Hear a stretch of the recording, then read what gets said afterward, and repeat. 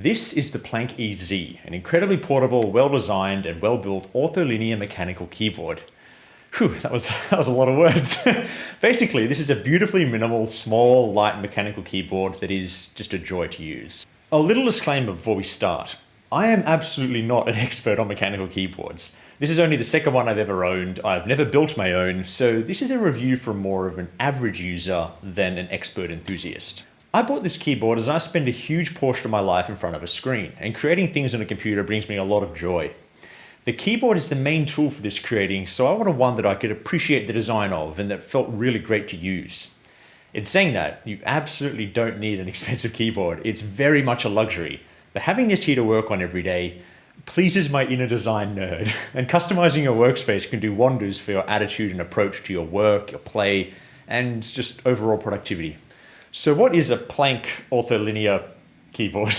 Well, you can kind of see the main characteristics at first look. Namely, there are a lot less keys on this thing than a typical keyboard, and they're all in a perfect grid with no staggering between keys that you normally see on a standard keyboard. This means you get a much smaller, lighter keyboard, and they say it's a lot easier and faster to type on with the grid layout, as your hands don't have to move as far to reach all the keys. Planck refers to the style of the keyboard with the minimal keys in the grid, and while you can build your own Planck keyboard with individual parts, the EZ is a pre-built, fully assembled version with a warranty, support, all of that.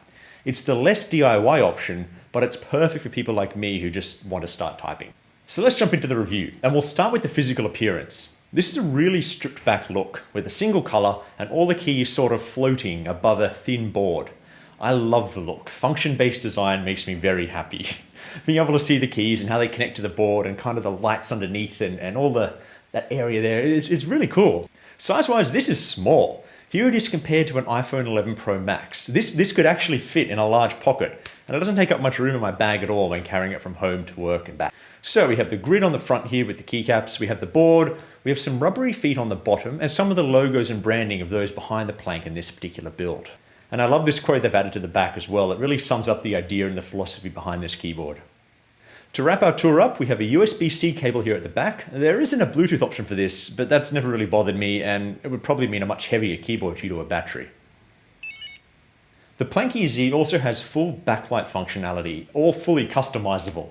I'll cycle through a bunch now to show you. They're really fun, they're really cool, and I kind of change whichever one I'm using at any given time based on my mood and kind of how it all feels and fits together. So let's have a look at the lights.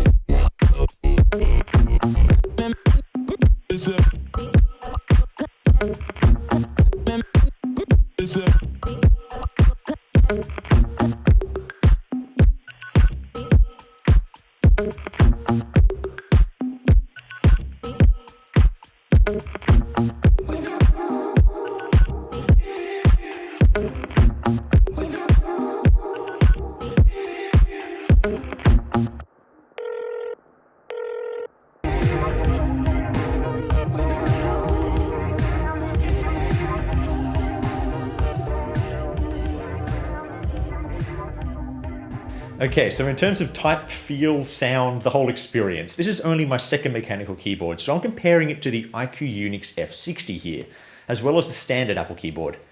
The main word I'd use to describe typing on this is light. The keys aren't heavy, the priority here seems to be on portability and minimalism, so there's no metal, the keycaps feel light and easy to press. While it does sometimes have a plastic feeling, there's never a feeling of lesser quality. It feels very well made, very well designed and well built. I went for Cherry MX Browns for switches, as I sometimes work in a co-working space and wanted something relatively quiet. So here's a quick typing sound test.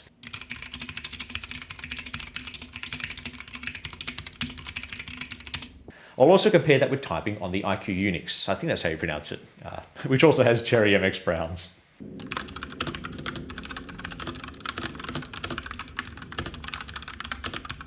You may have been asking one big question so far in this video: where are all the missing keys? This keyboard, it kind of seems to be missing some pretty important ones.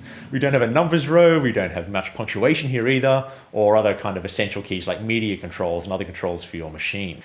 All of these are accessed through combo keys. you'll notice we have two layer keys either side of the spacebar. You hold each of these down to access the raise layer of keys or the lower layer. For example, if I hold the raise key here, this whole top row is now numbers, being 1, 2, 3, 4, all the way up to 9 and 0 at the end here. Holding this one, then now your symbols and punctuation. This does take some time to get used to, and for the first few weeks of owning this, I had the configuration screen open for trickier things like shortcuts to increase or decrease Photoshop brush sizes with the square brackets or underscores and dashes. Good to have that there to reference while you're learning, but trust me, after a few weeks, things settle into memory, and I never really need to reference anything these days. It all just feels very, very natural. A lot of muscle memory there. This configuration is done through this website here, and you can actually remap everything and then push the update to your keyboard. So this thing is completely customizable. I actually haven't played around much with that, but it is there. So if you do get this keyboard, bookmark this page for the first few weeks of use, and I've linked it down in the description as well. In terms of using this on a Mac or a Windows, the keyboard is really well set up for both operating systems with no specific command key, instead a key that just says OS, as well as the Alt key for option if you're on a Mac.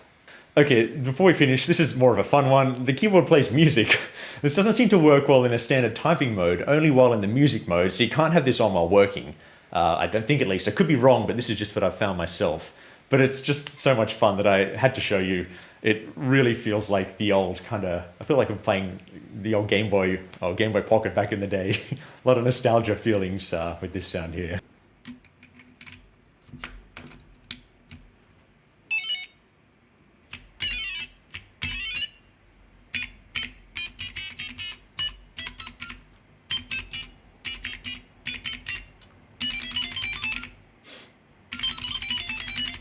Overall, I'm incredibly happy with the Planck EZ. Having a keyboard like this small and light, this portable, while also being fully mechanical and just so beautifully designed, it's a fantastic combination.